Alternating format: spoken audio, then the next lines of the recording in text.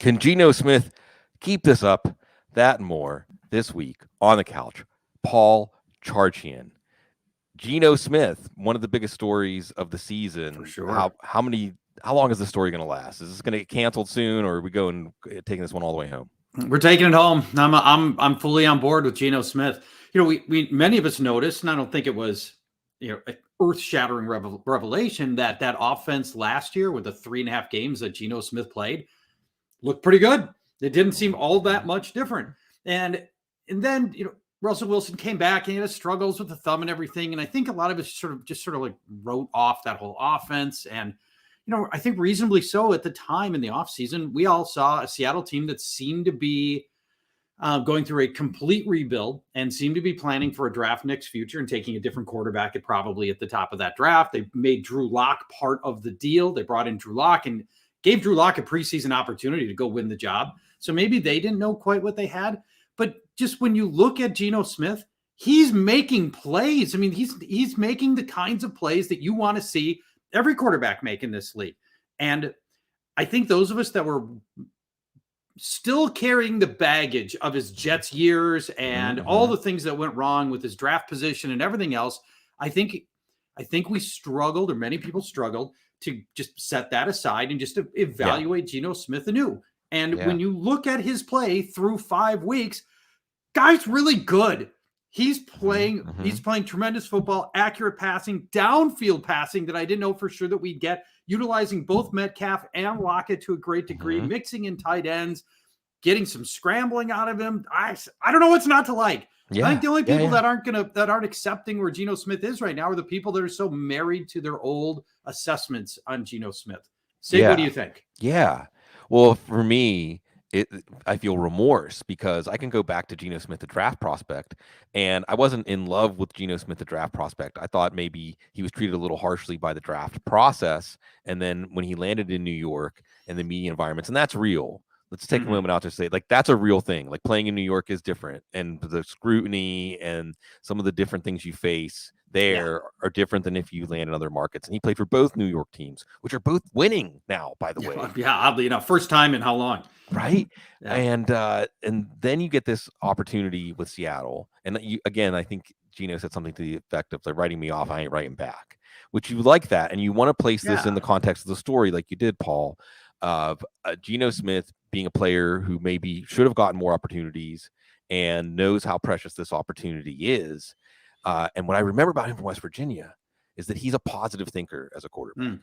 He looks at the field and he looks for reasons to throw the ball, like Jameis Winston, just very much with that arm like a crossbow, ready to let that ball go. eyes, feet, and the arm all married together as he's ready to strike. And he's got great players in Lockett and Metcalf on the other end of these passes, and a running game now that, even though they lost Rashad Penny, and that's just tragedy, right? Yeah. But we can foresee tragedy, or at least feel like we foresaw it. And that's why, is that a word, foresaw? Anyway, Kenneth Walker's here, and this is exciting. And I think you're right that basically this is one of those ones where we just don't argue with it, accept it, and profit from it. Try to, as more people want more evidence. Now, what about, I can't believe this is great. Paul, this is one of those glitches in the Matrix, right? And Sean Payton is the one who planted it. What about Taysom Hill? What about Taysom Hill, the tight end? Do we just keep, if you don't have something that is dedicated at tight end, which is like half of fantasy leagues, are we just plugging in Taysom Hill and saying we'll ride it out? Well, I think you are, because anybody else that you're going to grab off the waiver wire is, your upside is 3 catches for 30 yards. And Taysom Hill's going to give you some of these 3-point games and the 6-point game. And then he's going to mix in the 25-point game that he gave you last week. And if you're dumpster diving a tight end, this is still the best possible outcome you can get, is somebody who blows up every third game. for every other game, that's, we're buying on that. I have found it very interesting, and maybe you have too, say, people who went up against Taysom Hill last year, chagrined that he's being allowed to play tight end. Right. And I'm sure you've gotten some of that. My response has been, that's his official team designation. Yeah. Oh my, listen, here's the principle, Paul. I'll lay the principle down like this. In fantasy football, we may add position designations during the season if events seem to merit that. Yeah. But we never take away position designation. No. We never take it away. If you come into the season with that position eligibility, and this is just the vagaries of fantasy football, it's always been that way, and I have no problem with that. And actually, I think it's neat that it rewards people who had the foresight to say tight end Schmand, he's still Taysom Hill. No Sean Payton. Sean Payton trolling everybody on the sideline saying, I'll take him wherever I am. This is great. And of course, and what's really fun about this in a way, Paul, is I feel like whenever they put Taysom Hill in to take the direct snap, that it should be like the film projector sound comes on and the game should go sepia tone, right? It's basically saying like we're gonna run a train, like a freight train of people at you, and have Taysom Hill, who Taysom Hill, Paul. We've been on like a little bit of a World War II trip in my house lately because of the America and the Holocaust, U.S. and the Holocaust series, and then we went to the World War II museum. It really is, it's really intense. Anyway, and Taysom Hill's like the soldier, right? Of everybody in the NFL, if there was one guy you had to pick to like get across enemy lines or some way, that's the way Taysom Hill plays football. So it's fun that he still matters in fantasy football. So I'm actually kind of glad the loophole exists for that reason. Wow, Paul, like we're 5 weeks in, so we're really at cruising altitude now in this season. But we're still adjusting, we're still processing, we're still adjusting. Like what's on your mind as we're in that dance between looking back and looking forward? Let me I want to hit you with a couple of different players. First, Najee Harris, this whole thing might be it might be over. I mean, I don't know that I'm going to have a starting caliber grade on him for 5 weeks. And I know you've looked at the schedule, and I know how hard the schedule is, but also just not seeing the results. And I know it was a blowout last week, but the fact that Jaylen Warren got real time and looked demonstrably better with it could open the door to much more of a running back by committee than we ever thought was going to be likely here. So I want to get your thoughts on keeping Najee Harris, selling on name value now before perhaps everybody's more aware of, I think, the trouble he's in. Or are you just like, you know what, I'm gonna ride this thing out. I'm gonna ride and die with Najee Harris. I think that not so much ride it all the way out seems to be the theme, right? As we're looking ahead and we're saying, is it time to get off for some of these different players, depending on the value, where we're at on the arc of value. Yeah. And I think because of the news item, Dave Kluge's in the chat room, he referenced it, that the team is saying Jaylen Warren, we like Jaylen Warren, we're going to use Jaylen Warren some more. It's really hard to sell now. You know, whatever you could get before that is cut in half, right? I mean, I'm not sure what you could get. And perhaps the answer here is human psychology. It's unpredictable, and some people really might overpay for the name value. But I'll do the glass half full. I'm going to do the rare Steelers glass half full. Okay, all right. Yeah. Kenny Pickett. I was saying this on the Waiver Wire show earlier today. I mean, this is just, it's on the couch, so it really is my therapy as a Steelers fan, because the Steelers do have quite an assemblage of talent, especially with Deontay Johnson extended now. They have quite an assemblage of talent in the passing game. And it makes me sad to think that there's a window when you have these guys together. We talk about rookie quarterback salary, so add that with Kenny Pickett. But at the same time, they're picking third right now in the draft as of today, which means they could be in the strike zone for one of these franchise quarterbacks. So they need to make the right move here. Wow, This is perilous, but potentially franchise transforming. And we're going to get to see Kenny Pickett out there. And what do we see with Kenny Pickett? And he's what the team needs. He's what the team needs in so much that he's going to make them his team, right? It was Ben Roethlisberger's team. Teams take on the personality of their quarterback. I don't know what that means for the Vikings and Kirk Cousins, but teams take on the personality of their quarterback, and Kenny Pickett's going to fight, you know? And Kenny Pickett is going to go down. I think he's another positive thinker as a passer, where he's going to go down trying to make plays instead of being too cautious and afraid of what's going to happen if he tries. He's going to be at that limit of his abilities. So then you add in, Paul, these receivers. And look, the Buffalo, that's the toughest matchup in the league. Tampa's up this week. You know, I mean, we're not going to get to correctly judge what Kenny Pickett and this offense is capable of. Then you get Miami, Philadelphia. But after the bye, you have Saints, Bengals, Colts, Falcons, Ravens, Panthers, Raiders, Ravens again. Go ahead. There's not a lot of layups in there. I mean, it's the range of opponents roughly runs from average to very difficult. That's true. This is why we're thinking ahead to the Steelers picking early in the draft, Paul. Right, maybe. But, if they are picking early in the draft, it might mean that Kenny Pickett didn't work out, or at least couldn't generate wins. And if they're not, then they probably have the guy of the future. I hope. Right? You're right. Because I would hate if they blow this. So this offense can actually be better and give Najee Harris some touchdown opportunities and otherwise be a more efficient offense with Kenny Pickett and these receivers. Or it could just be miserable. But that's my glass half full take on holding on to Harris and hoping just the rising tide of this whole offense is enough to make him somebody that's worth more than what people are contemplating right now.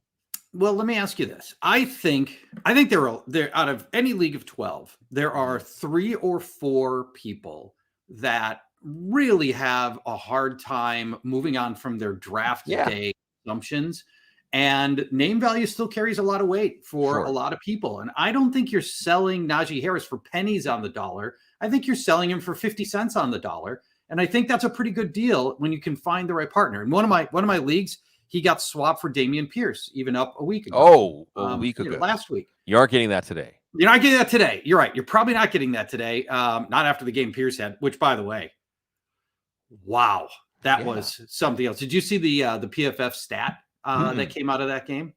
No. History of PFF grading, no player has broken more tackles in one game than Dameon Pierce's 17 last week. I think there was like 3 or 4 on one run that he had down inside the 5. That run was unbelievable. It was Adrian Peterson. It was Jim Brown. Oh man. It just, what I love about Pierce is, and we saw some of this in the preseason, you and I talked about him in the preseason, he can do you're in the preseason. I'm always looking for somebody that's got special traits. So you go, okay, this preseason thing, this is going to translate because he's doing something that's going to work at any level.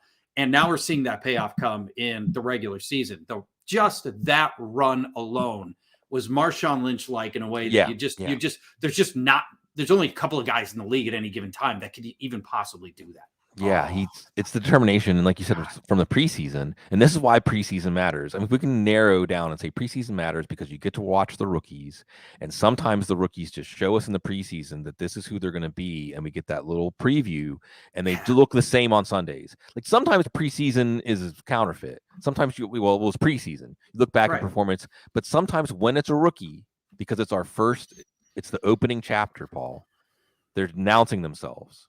And Pierce absolutely announced himself to the point where his ADP was moving up, 6th round, 5th round. Like chances are, if you were getting Pierce in drafts, the closer you got to week 1, you had to be able to maybe even spend a 4th. And that looks good. Yes. Yeah, right? It does. It all looks good now. You're right. Looks good. It doesn't matter. It got that high at the end. It doesn't. It does. So again, I try to emphasize this. The plays, picks that look like reaches instantly become values, and value picks are wasted picks instantly, like weeks into the season. And I want to go back to what you said about Harrison getting 50 cents on the dollar. If we're going to really get specific, Paul, and I'm just going to get specific for a second, because I don't even think you can get 50 cents on the dollar. And I like to think of it in terms of auction values.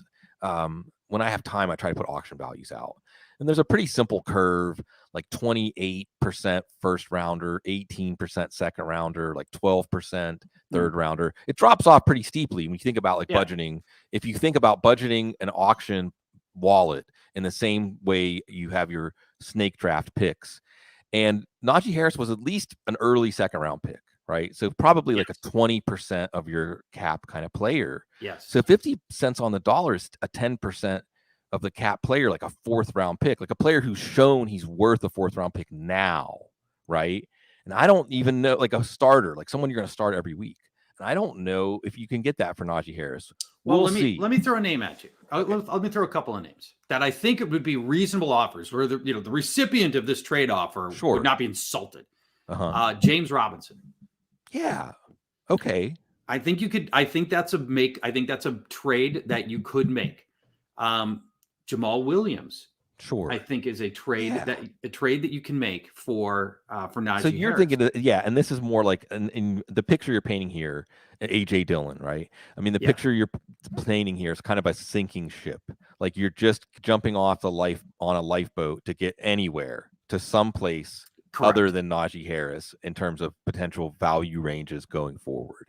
That's right. I think you're going to go down with the ship if you stick it out with Najee Harris, and you're not going to turn him into Jeff Wilson, but I think you can turn him into a more reliable starter that is not going to impart doom your season's a little strong, but would be to me, Najee Harris would be a contributing factor to a lost season.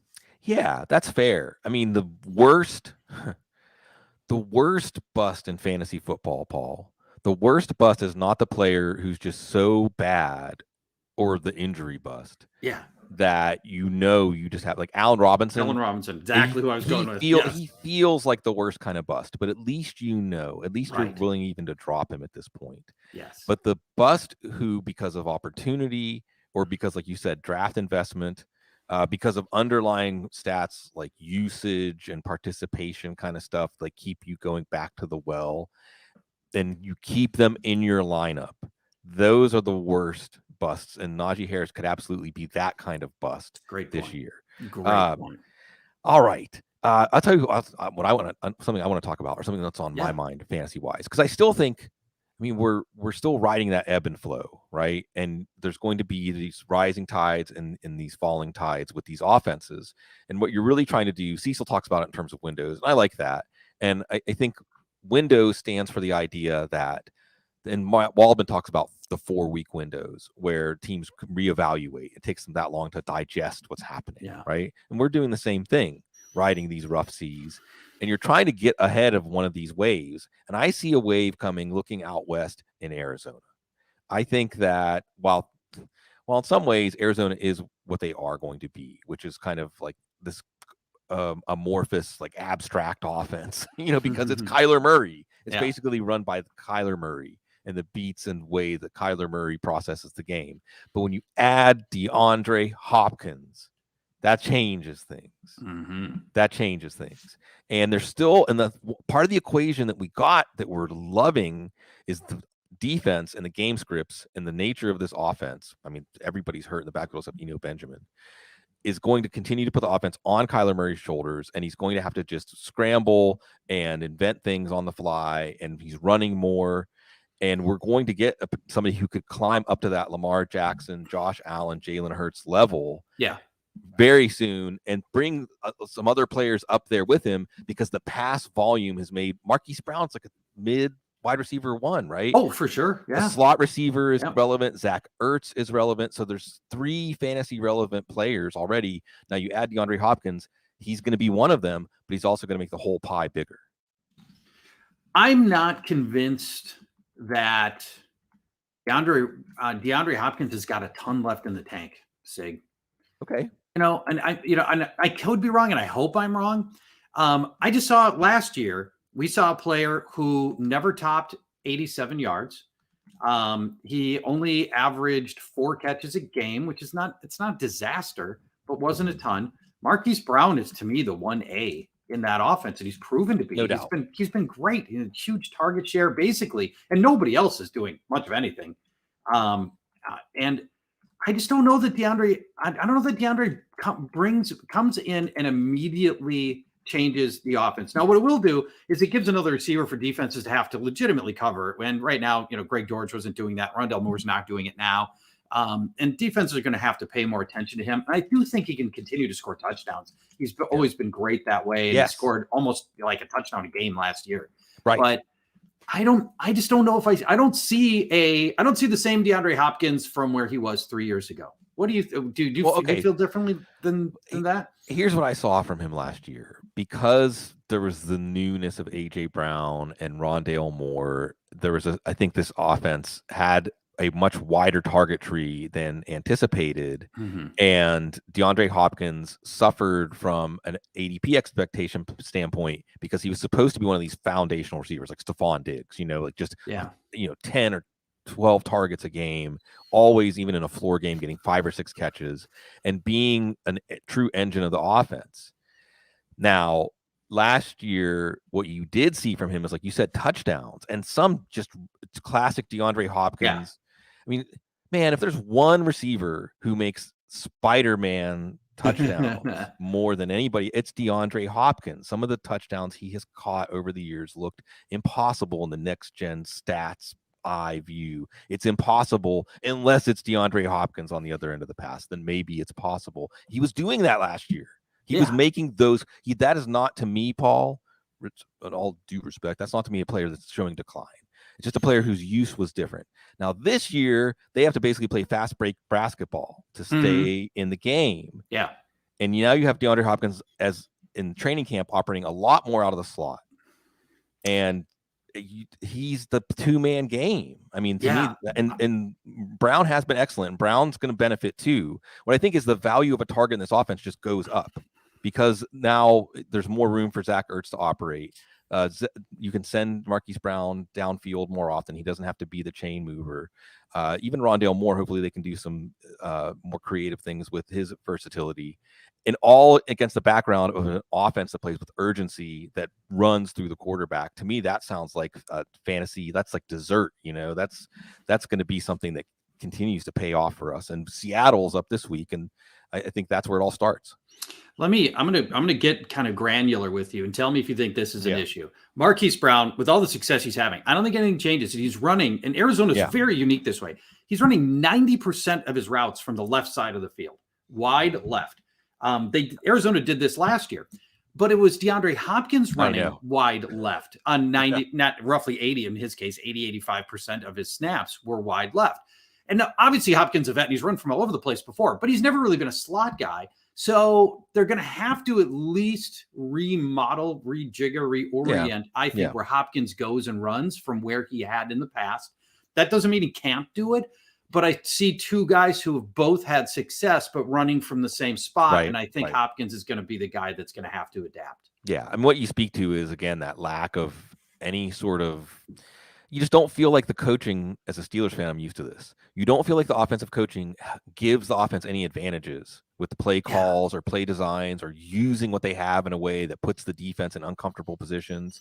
It's all just Kyler Murray. It's all just basically Kyler Murray, what Kyler Murray can do and who's on the same page with him. And I think we've already seen that when Hopkins went out last year, the offense really took a dive. And I think that it just, everything is going to run better. And again, I can't get past how, when I reflect, Paul, over the years on fantasy, when I think about those offenses where it's just all on the quarterback's shoulders. This is Lamar Jackson right now in Baltimore. This is why Lamar Jackson, not the last 2 weeks, but the first 3 weeks, he looked like a league winner. And that, I think that's Kyler Murray, but in a much more functional offense, and an offense that's going to have to be more, the offense is going to have to be pass-centric anyway, but the running backs, it's week 6 and the 2 of the top 3 running backs are already banged up. So it makes Eno Benjamin interesting. Is there any offense? So thinking about these waves, Paul, is there any offense or team that you feel like either a drop is coming or a boost is coming, or otherwise maybe what we've seen so far isn't what we're going to see coming up? Well, an obvious one is Tampa, that's had a lot of struggles, but everybody's back healthy. Not everybody. I wish the offensive line was back healthy, but it is what it is. But I think it's easy to imagine the Tampa offense getting demonstrably better. That feels like one that is going to, I don't know, what do they have? 5 touchdowns on the season? All right. Something close to that. That feels about right. I'm tempted to pick Chicago as an improving offense, and maybe just because they kind of had their way with my Vikings, but maybe it's also that it's taken this new coaching staff and Justin Fields 5 games to get more comfortable. And we saw some pretty good passing out of Justin Fields, a 70% completion rate. And, we saw some of the trademark improvisational scrambles that look good. And David Montgomery had a couple of just eye-poppingly wonderful plays. So maybe that offense is one that's sitting as an opportunity to get a little better as well. And then I think another one that I think most people would hope would get better, and I do too. Cincinnati's there's just too much talent for them to continue to languish, right? Yeah, I know the offensive line's been garbage, but the talent is there. And if the talent on the offensive line and Joe Burrow and Mixon and Chase and T. Higgins and Hayden Hurst, if they just play to their talent level, Cincinnati's got to figure this thing out. I hope.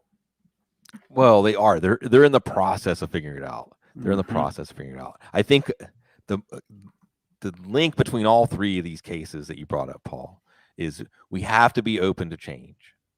We have to be open to the idea that the season will continually evolve or devolve in some cases. Things that we took as givens change, and they change for different reasons. Start with Cincinnati. Joe Goodberry, who's like, if you ask me immediately, like, who's somebody who knows their team as well as anybody that works for the team, I immediately, that's the first name that will pop into my head. And he's been talking this morning about how they're just adjusting. Paul, this was foreseeable. You're going to have to beat cover 2. If you're Cincinnati, you're going to have to beat cover 2. And I think they're learning that the same way Kansas City did last year. They're learning that. Now for fantasy, the implications are, I think this is more of a Mixon / Pirine offense, maybe more Hurst. We haven't seen more Boyd, but we also haven't seen them. T. Higgins has been on and off the field, so we haven't seen the full arsenal there.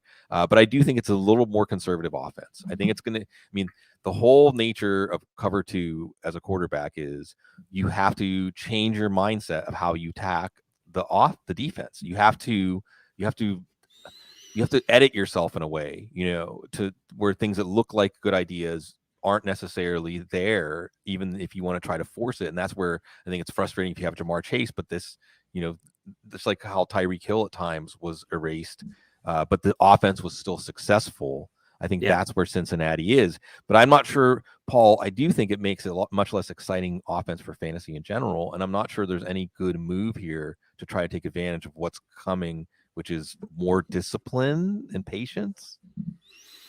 Interesting. You talked about the things that tie the three teams that we mentioned: Cincinnati, Tampa, Chicago. Struggling offensive lines tie them all together.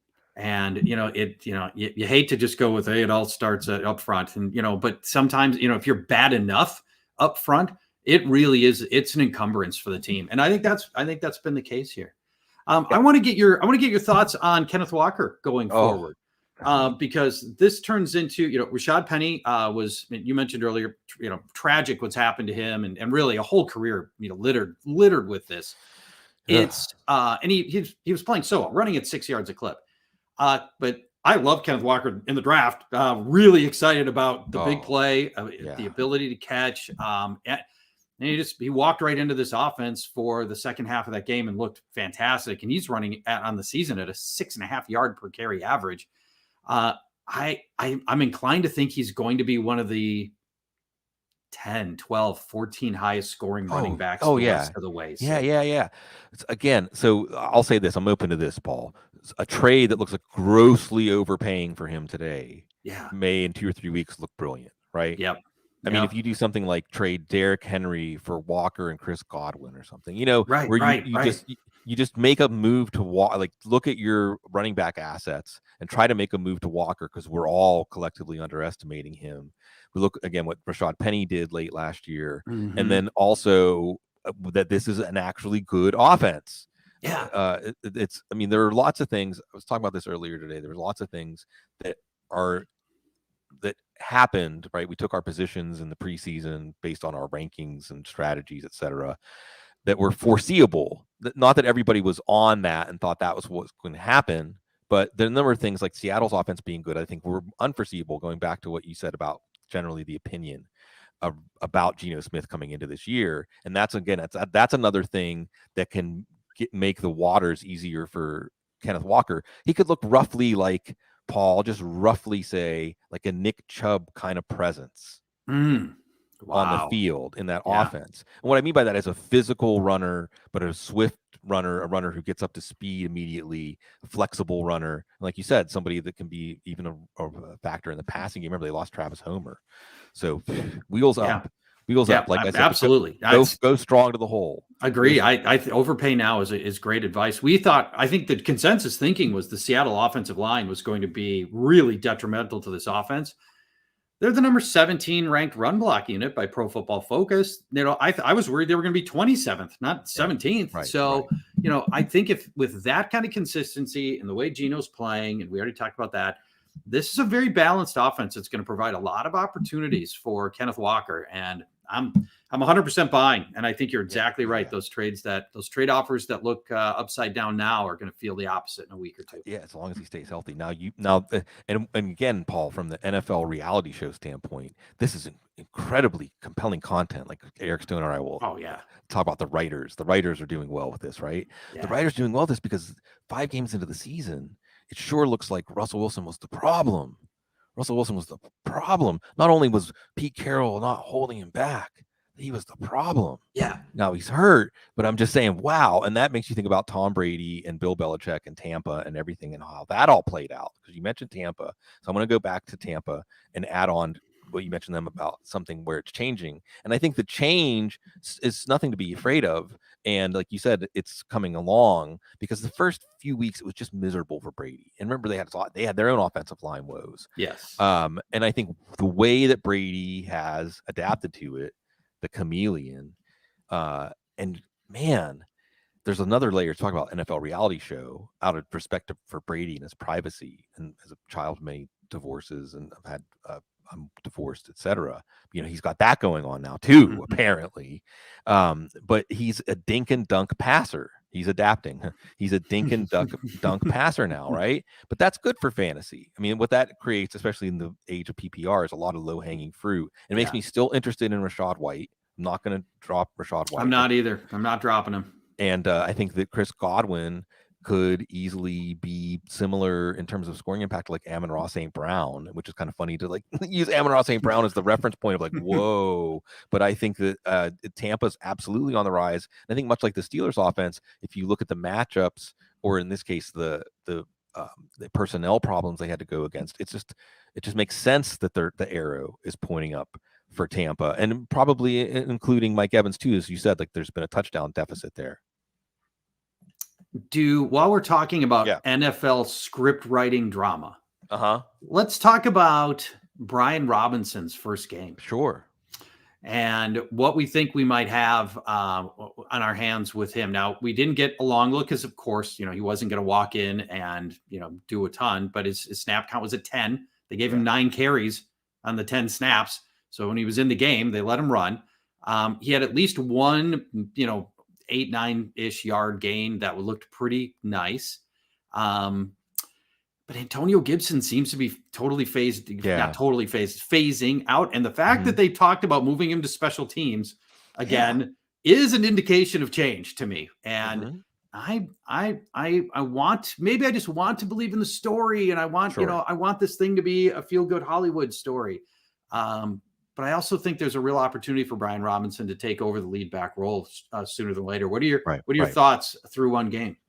Well, it's so hard to figure out Washington because it's Carson Wentz, right? I mean, the reality is Carson Wentz in every week, the whole range of possibilities is open in any given week. I mean, he could absolutely like wet his pants and be the reason they lose and the reason that everybody in the offense is a disaster from a fantasy perspective.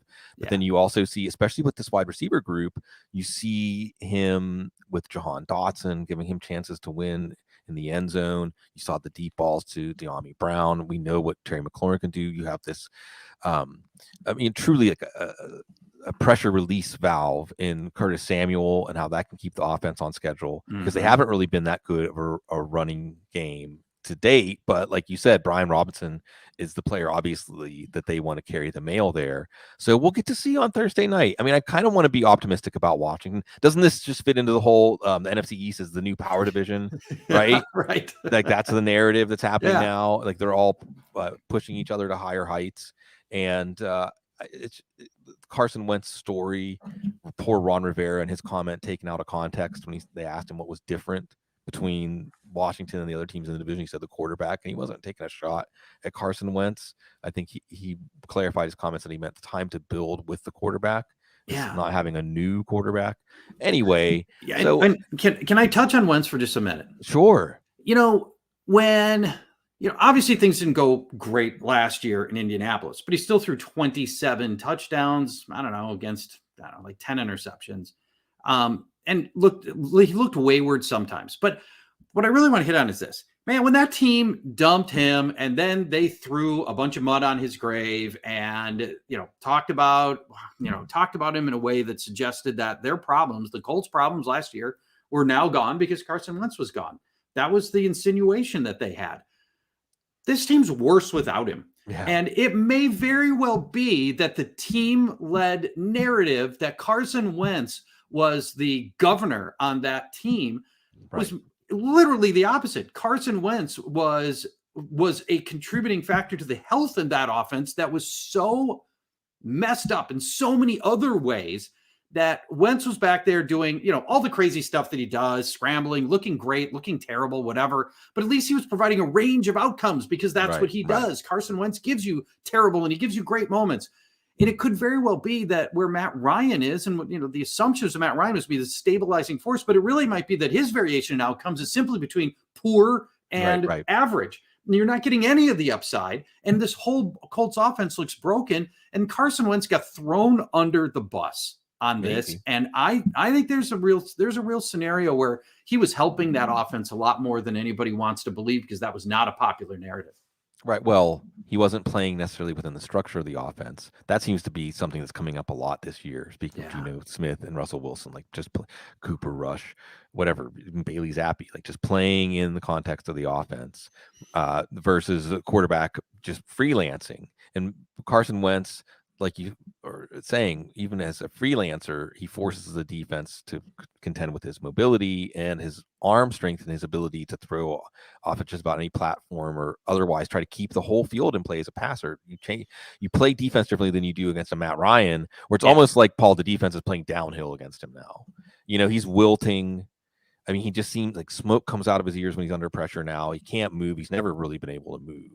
So it's just that late career version of a quarterback that at one time won with his mind and with advantages that the offense would create, but now can be put at a disadvantage really easily. And, Carson Wentz is a quarterback that sometimes when it seems like you have been a disadvantage is exactly when he can strike. And Matt Ryan's not going to do that. So you're right.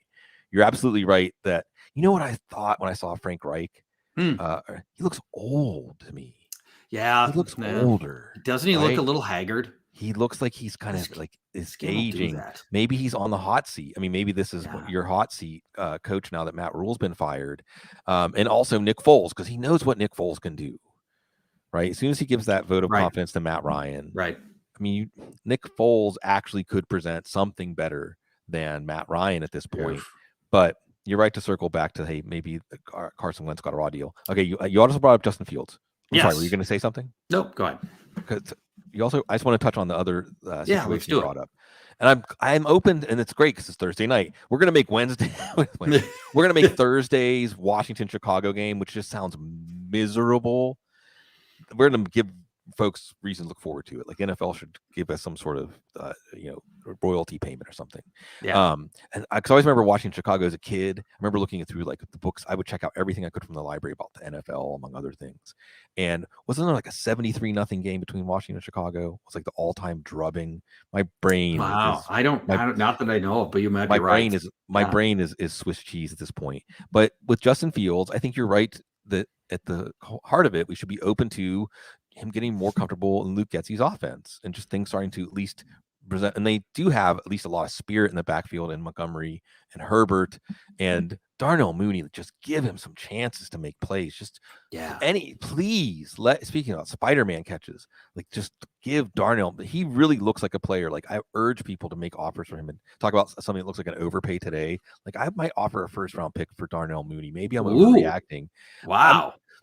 Because this is the last window. I mean, if he gets competent quarterbacking at all, you can see that he's got it. You can see that he's got it as a player. So we'll see. My point is just that it is rational to think that this will get better. And if Fields' long touchdown run wasn't taken off the board last week, we might be already talking about it getting better. So I think you're right to bring that up as something where we should also embrace the possibility of change. If we had said going into the season that it was going to take this Chicago offense with all the changes on the offensive line and all the changes to the schematic changes with new coaches, if we had said it's going to take a month, that the first month only a month, the first month is going to be a loss, and you're going to see this thing start to flip in week 5. Right. We all would have said, yeah, that feels right. Rational. Yeah. That feels totally reasonable. Yes. And here we are. And that's, the first four games were not very good. And here's week 5. It's a small sample size. I'm just talking about 1 week, but dude, look good. And it's legitimately good. And Justin Fields, there's some upside there, particularly from a fantasy standpoint because of the rushing. Available. What do you think his availability is? I'm going to try to look it up. What do you think his availability is in one quarterback leagues? Certainly, there's going to be some significant percentage. I mean, when I say significant, I mean like a quarter league. Certainly, like a lot of casual public leagues and things like that. Yeah. But I think that it was just getting so miserable from a fantasy standpoint that, like, going back to the earlier point about the bust, that he was out of the range of the bust that you think about playing. He was just you're thinking, how many weeks in a row would he have to do something for me to risk anything in my lineup that he is based on him? But this comes back into Darnell Mooney too, and how this could be changing. So you're right that is something that would be rational, and that he should be out there. And you can again approach these players through trade offers too. It doesn't, especially in a dynasty league, this could be potentially the train leaving the station. Not that I still think that there are some limitations with Fields. Oh, for sure. But in some ways, there's some of the same limitations that we saw with Jalen Hurts, where it's just that, as opposed to, say, a Geno Smith, the processor is just running a little bit slower, or you're not thinking attack as a passer first. Yeah. It's a little more of a reluctance to get to. It's the small windows, the anticipation throws, and even outside the pocket, especially Fields. Watching him at Ohio State, he was much more comfortable attacking the defense as a runner once the play broke down than as a passer. But that's okay. You can work with that in the NFL, especially when you have someone like Darnell Mooney. Even Equinemius St. Brown is making some plays. So I think we're open to that, but we'll see. We'll get to see on Thursday night. Go ahead. By the way, to answer the question, available in Justin Fields, available in 73% of ESPN leagues. Yeah. So I don't know exactly what the true cutoff is. Like when I look at Yahoo, 60% is basically like if they're above 60% rostered, then there's not any reason to talk about them in the waiver wire column. There's that many dead leagues. I don't know what it is for ESPN, but either way, there's potentially something fun and interesting brewing with Fields and the whole Bears offense. And before we go off the rails, anything else that's standing out?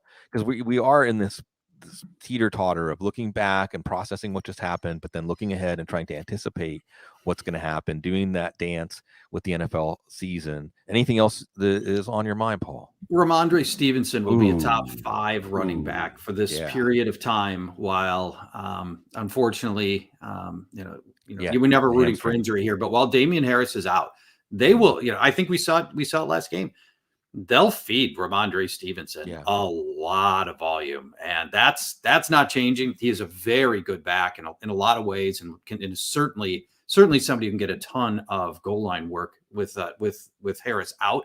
And when you roll together if it's not as simple as just adding Damian Harris's stats to Ramondre Stevenson's stats, but it may not be that far off of it either. No. I don't think Pierre Strong is going to be, getting more than a handful of touches. Ty Montgomery, a handful of touches. That might be it. And we might be looking at a top 5-6 back for this next month or so.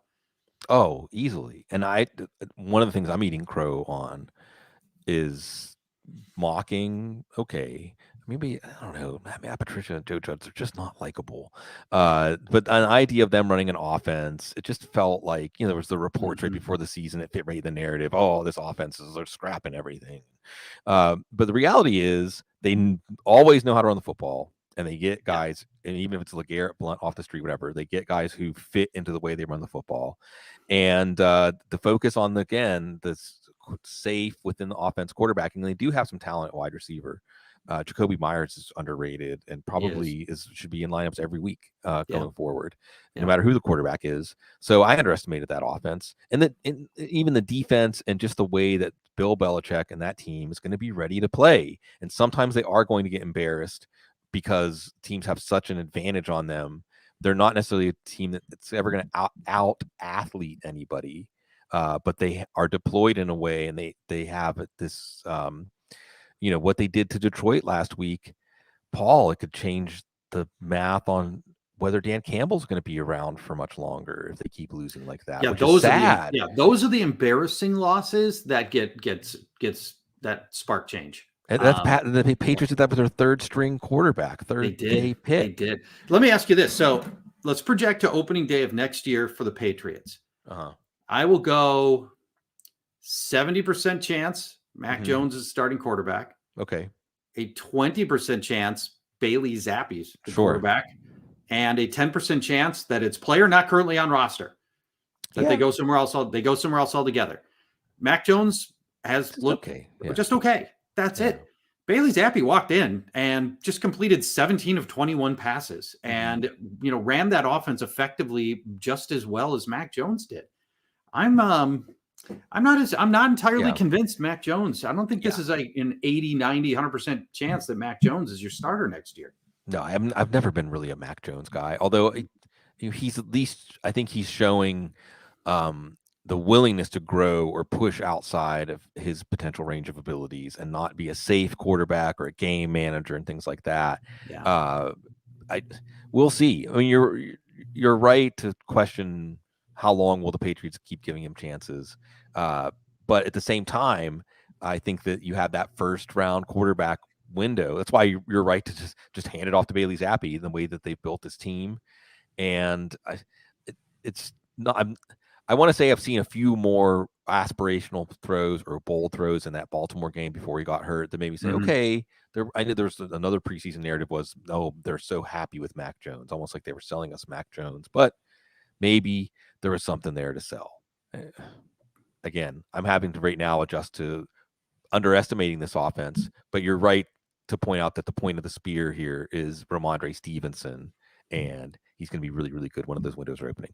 All right, I'm just going to open the window to go off the rails because I want to ask you about something I know that is near and dear to you. You're a man. Okay. You're a man of many passions, Paul, and I know that one of them is whiskey. Yeah, that's true. Yes. Okay, so like I'm a bit of a lightweight, right? Like I don't really drink. I mean, I would be way out of my element. So what's the start? Like, what's the beginning to truly appreciating whiskey? Okay, I think number one is for those people who cut their teeth on Jim Beam or Jack Daniels when they were in college. Okay, just set that aside. That is some garbage whiskey right there, and that is not a fair assessment. Okay, so that's number one. So then for people that want to get into whiskey and just experience what it is, first understand you're sipping, you're not drinking. Okay. You're going to turn a pour that's this deep into a half hour of enjoyment. We're taking small sips. We're letting it sit on the tongue. We're taking in the full flavor profile of the whiskey, and they're all different. And many of them will have fascinating flavor profiles that will change in the 3, 4, 5 seconds that it's in your mouth. And as it goes down your palate, you may start with a fruity, sweeter feeling where you might get coconut or apricot or orange. And then as it moves down, down your throat, you may get much more heat or spice that mixes in. You might get tobacco. You might get more of the wood essence from the barrels that it's kept in. And if you're thoughtful while you're drinking, you're not just, throwing back shots and you're just taking this in. It's fascinating how whiskeys are all different and have such different profiles and all the different flavors you can get out of it, the warmth of it. And as a new drinker, you generally want low proof. Whiskey proofs start at 80 and they move up from 80. You don't want to throw 110 proof at a new whiskey drinker because for them, it's going to just be like, pow, alcohol proof. You want to start with a low proof, approachable whiskey that's closer, like I said, to like an 80 proof. and you don't need to spend a lot. I do this whiskey weekend every February, and I know you know about it, Sig, but for the listeners and viewers, I'll mention this. It's 10 guys that go up to a cabin in the middle of frozen Minnesota in February. And over a 4-day weekend, we do blind taste tests of 10 different bottles. Everybody brings a bottle that's never been there before in the 15-year history now to year 15. And you don't know what you're drinking. You take little sips, you judge, and everybody votes on an A/B March Madness style process of knocking out whiskeys until there's one bottle left. And through that process, we have found that the average price for our winning bottles of whiskey is around $40. Oh, yeah. And that's, that is medium low end, and you can get really good whiskey at an affordable price that is very, very approachable. So yeah, I think that's your entry point. And hopefully when I am there, Sig, and you're on now that I am an RV trailer camper owner, you are now you're an owner. Part of our intended swing. Great. This off season, we're going to go south. We're going to warm up as soon as we can get out of Minnesota in March, April. We're heading south, and you're part of the swing, and we are going to share whiskey. That's great. Well, when you talk about that, and that was perfect. That was exactly what I was looking for. It's exactly the answer to the question of where to start. And it sounds like it's just slow down, right? Yeah. I mean, it's what we all need to do, really. Life. Yeah. Well, because the thing is, and this gives me an opportunity, not this difficult for me to create these opportunities, just to talk about, I really do think that capitalism, the way it is practiced today in the United States, I'm trying to be specific with my modifiers, it just creates a drumbeat of life that is faster than we're intended to be going at. And it just doesn't give us time to appreciate this thing. I mean, wow, of all the packages to get to be in, to be a human being on Earth at this time is pretty wondrous. But we lose that, right? We're born geniuses and buried idiots, right? we lose that. Like, we lose just appreciating exactly what it is, right? To get to be here in this form. And whether it's whiskey, and I like that. I mean, like that you're saying, like 30 minutes of enjoyment. Like, you're talking about in experiential terms. Like, this class is going to be 30 minutes, and you have to slow yourself down. Maybe that's one of the ways where we're getting old, Paul. Right? yeah, maybe it's us. It's not them. Us. Like, we're slowing down, right? Like, it's just that we're slowing down. The world is still going at the speed that when we were younger, like, was much more our speed. But let me ask this. I think it's about picking your moments to slow down and go fast. Yeah. And the temptation is when you go fast, the temptation is to keep that cycle going. And you have to be very conscious about when to slow your life down and be in the moment and absorb and take in. And it's hard to do. I think there's a lot of momentum to always go fast. I think it's a great conversation. Yeah. I like that. Well, and social media hasn't helped either. That this idea that everyone's presenting some idealized version of their life or themselves. We're all a brand or something like that, and not people.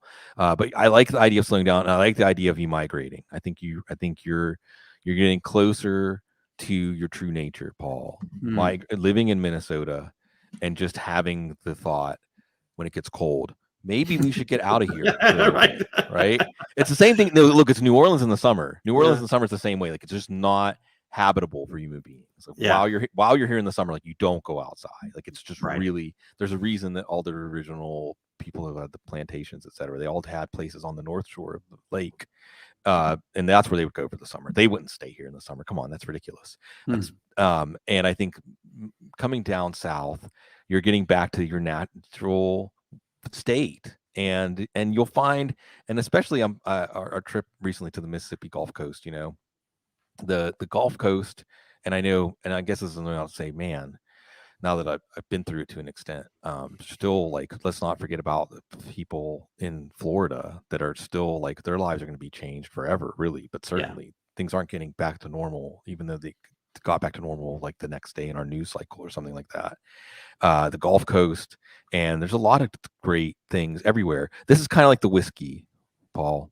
I found, especially as a traveler, I love traveling, is if you take the time to get to know a place, there's something incredibly fascinating and wondrous in that place, but it's taking the time. And that's when the flavors, the apricots, come out in life, is when you take the time. It happens with other human beings.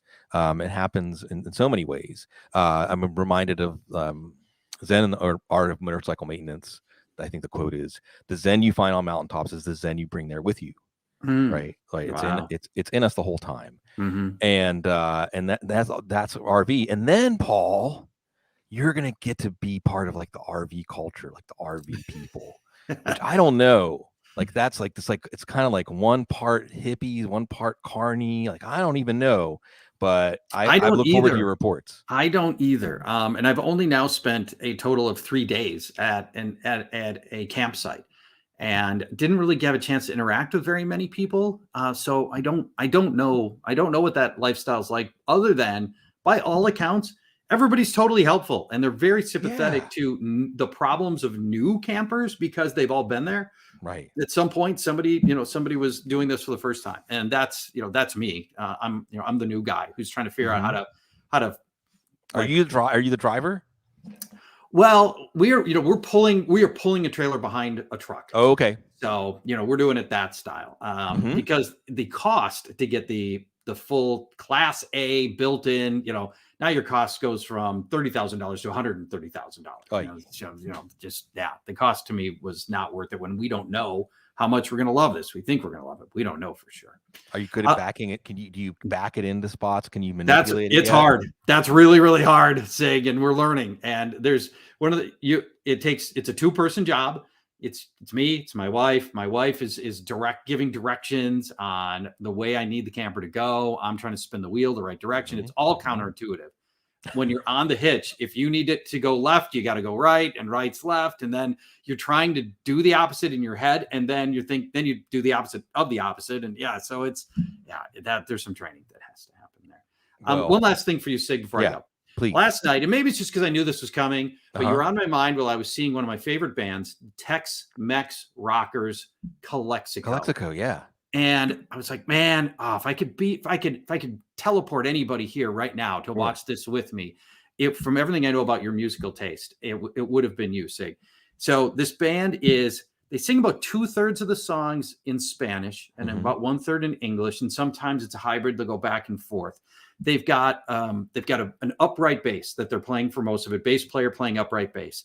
They've got 2 guitarists. They have 2, not 1, but 2 trumpets that play in this. And they've got people from all over the globe that are in it. One of their trumpet players is from Germany. They're playing, they're doing Tex-Mex. He's a trumpeter from Germany. Sure. The band has got amazing international vibe to it. And from everything that you've talked about with the music that you love, I was like, man, I wish I could just pick up Sig, teleport him here, and enjoy this band. And maybe maybe at some point, somehow, some way, we'll end up being in the same place at the same time for some great music. And there's great music every night of the week, every night of the year here in New Orleans. And I do know Calexico, and they of course covered "Love," one of the most underrated bands ever, one of the most underrated albums ever. Is called "Forever Changes." It's by Love, and the name of the song is "Alone Again," it's looking it up now. Song. Yeah. I knew Calexico back in the day, and what I especially like about that is it's about the border. My wife is from El Paso. I lived in Albuquerque for a while growing up, and in El Paso for a little bit. And the border, and the mixture of cultures. There are great things about the experiment the United States is, and the borders really accentuate some of those things, where something new is created, and a real sense of amity, of friendship, and a mutual exchange. Like you said, on the RV course, everyone's here. We're here to help. We're here to help each other. Yeah. We're here to help each other and learn from each other and appreciate each other. And that's what we do. I mean, in some ways, that's kind of what the fantasy football is about, right? It's people getting together and enjoying time together like we do, folks. Always, every time we're with you, every time we're with Paul, all of y'all, you're so classy.